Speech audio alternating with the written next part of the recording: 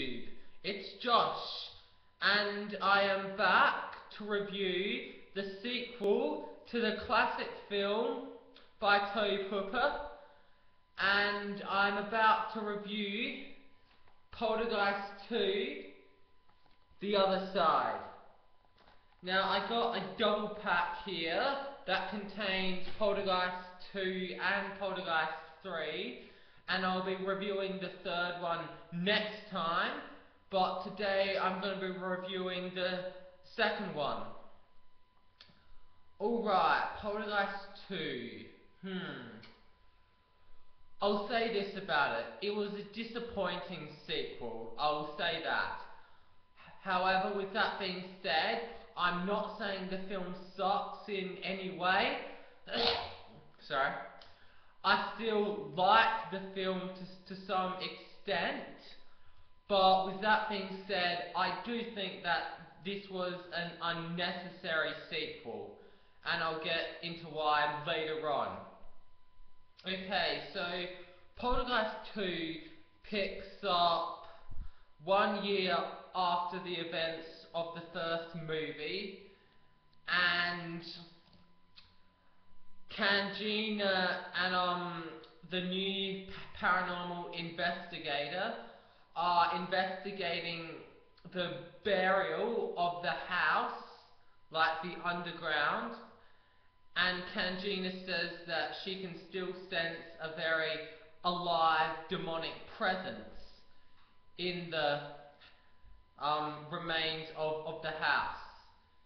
Meanwhile, you get an update on what the family has been up to, you know, Carol Ann, Robbie, the mum and the dad, and the actress of the teenage daughter, whose name escapes me, was brutally murdered in real life, so she couldn't be in it. But that's a very sad story, so I'm not going to get into that.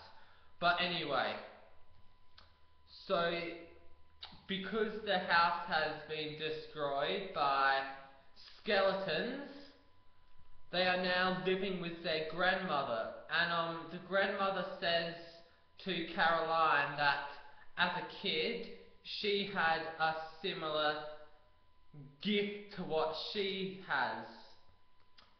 So yeah, and the haunting follows them to grandma's, of course, and now it's just a big survival. Okay, it was good to see most of the returning cast back, I guess, but what was disappointing about this film is that a lot of the scenes were just really silly and goofy.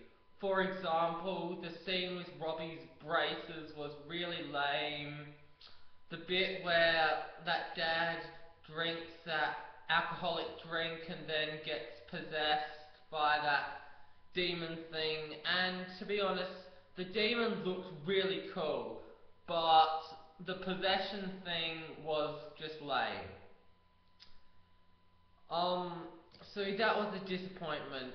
Now, I'm going to talk about some new characters in this film, because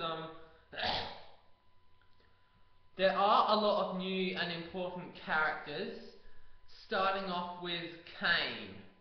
Now, in Poltergeist, it was obvious that they wanted to make Kane this big, iconic character, because they realized that if they wanted to become a big franchise that has like 10 movies in it, then they would have to have an icon.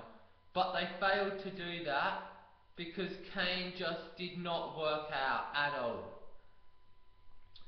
He was silly, he was typical, he was just really unoriginal, so they really did not do themselves good with Kane. So that was disappointing. And the next character who I want to talk about annoyed me to death. Kangina's partner, that paranormal Indian investigator, Taylor, I thought that he was really annoying, especially when he was doing all those witchcraft stuff and looking at the stars. He really annoyed me. So yeah, and the grandma, well, she wasn't in it for very long because she got killed off early in the film.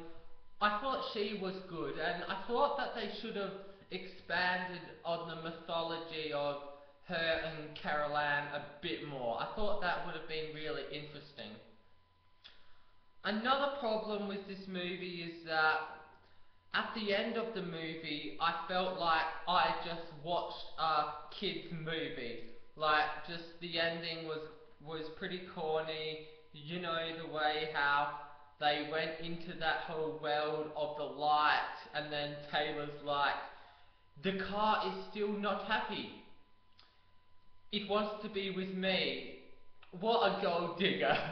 So they end up giving him the car and he drives off and they're like, no, no, we wanted a lift home. So I thought that was really lame.